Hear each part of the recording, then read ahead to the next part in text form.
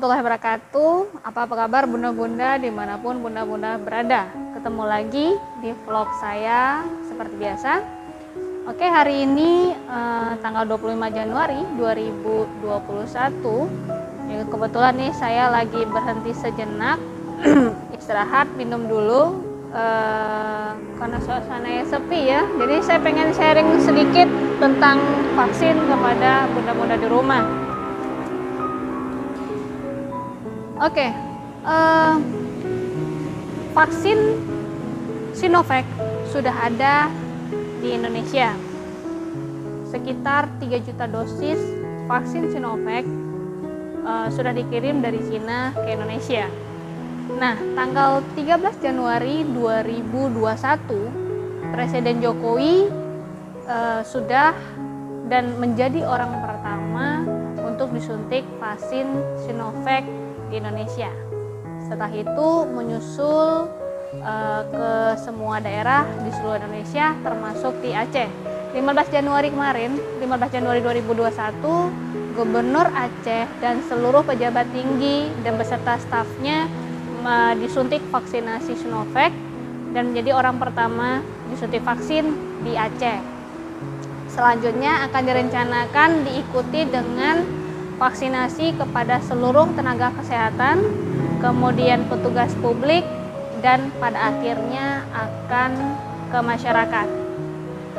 Nah, untuk kegiatan vaksinasi ini yang di Indonesia rencananya akan dibagi menjadi 2 tahapan ya. Tahapan pertama itu akan dilakukan ini sedang berlangsung ya, dari Januari sampai April 2021, dan rencananya akan dilakukan untuk mereka yang merupakan prioritas utama seperti tenaga kesehatan dan petugas publik, bisa PNS, polisi atau tentara dan lain-lain. Kemudian selanjutnya tahap kedua akan dilakukan pada mulai bulan April sampai Maret 2022 kepada seluruh masyarakat di Indonesia. Ada orang-orang yang tidak boleh dilakukan vaksin. Ya. Pertama, untuk mereka penyintas COVID yang sudah pernah dinyatakan COVID-19 positif. Ya. Cuman untuk informasi terbaru, perlindungan antibodi untuk orang-orang tersebut biasanya akan berlangsung sekitar 4-8 bulan.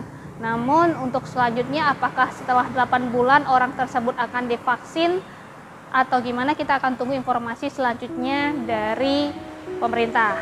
Oke. Nah, kemudian yang kedua, untuk mereka yang mempunyai kelainan jantung atau yang mempunyai penyakit-penyakit seperti autoimun, entah itu rheumatoid arthritis, SLE, hipertiroid dan lain-lain.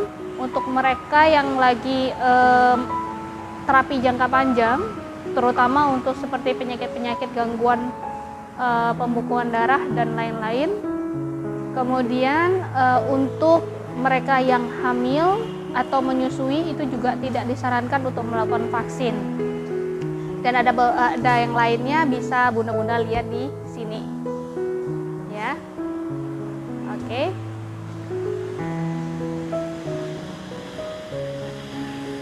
Nah, tapi ada juga untuk orang-orang yang ditunda untuk vaksin. Misalnya untuk mereka yang demam, biasanya demam dengan suhu di atas 37,8 ya, itu akan ditunggu sampai kondisinya stabil, demamnya turun, dan setelah dipastikan dan dibuktikan bahwa mereka bukan terinfeksi COVID-19.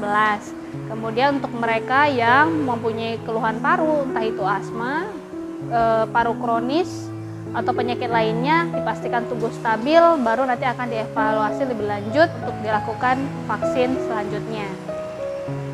Nah, untuk efikasi dari vaksin 19 Sinovac ini ya, menurut dari uji klinis tahap 3 kemarin yang dilakukan di Indonesia untuk vaksin Sinovac, ternyata dari penelitian apabila dilakukan vaksin, ya bagi mereka yang melakukan vaksin COVID-19, resiko untuk terinfeksi COVID-19 3 kali lebih rendah. Ya, oke. Nah, kalau untuk penelitian di Indonesia juga sudah dilakukan ya, dan itu efikasinya sekitar 65,3%. Itu artinya orang yang mendapatkan vaksin Sinovac itu resiko terinfeksi COVID-19 itu berkurang sebanyak 65,3% dibandingkan yang tidak dilakukan vaksin. Dan ini juga sudah dilakukan di Turki dan di satu lagi di Turki dan di Brazil. Ya, di Turki dan di Brazil.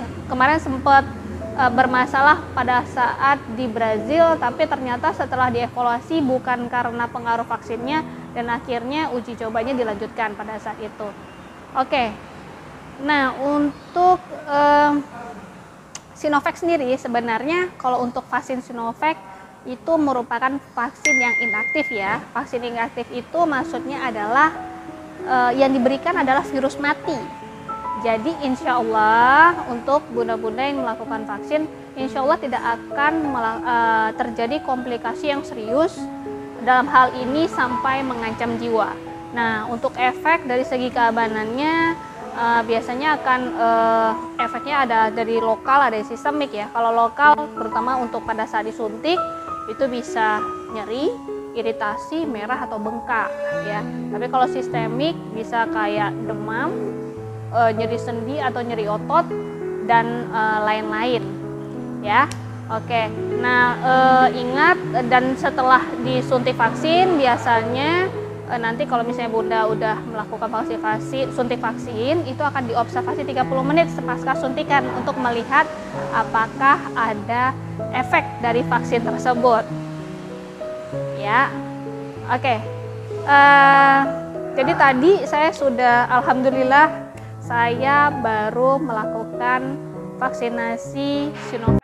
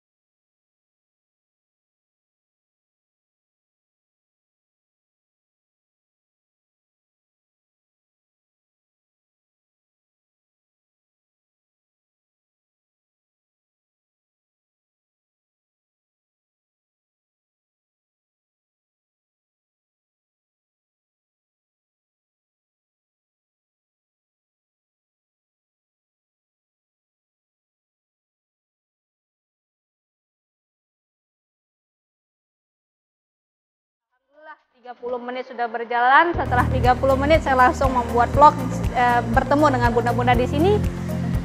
Dan efek yang saya rasakan sih awal 30 menit tadi, setelah 30 menit saya merasakan agak pegel ya, tapi pegelnya sih minimal ya.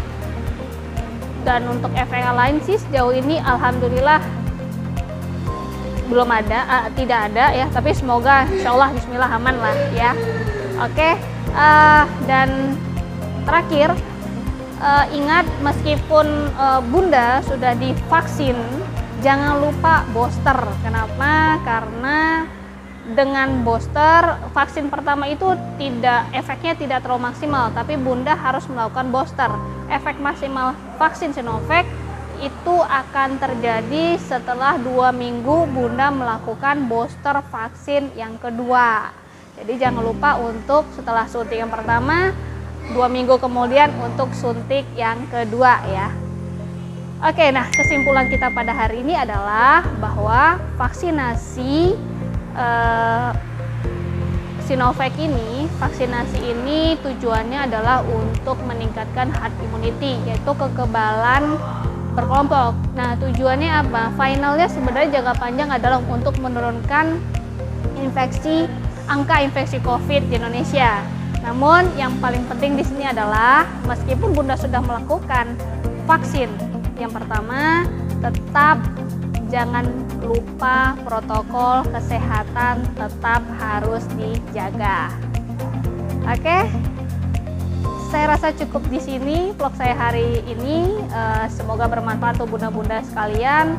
Meskipun banyak pro kontra tentang vaksin, saya di sini share vaksin dan mengenai efeknya terutama kepada saya, juga berbagai share untuk bunda bahwa tidak ada tuh saya setelah vaksin saya tidak merasakan kelelahan atau kelaparan atau hal yang lain ya, tapi semoga aman sih buat kedepannya.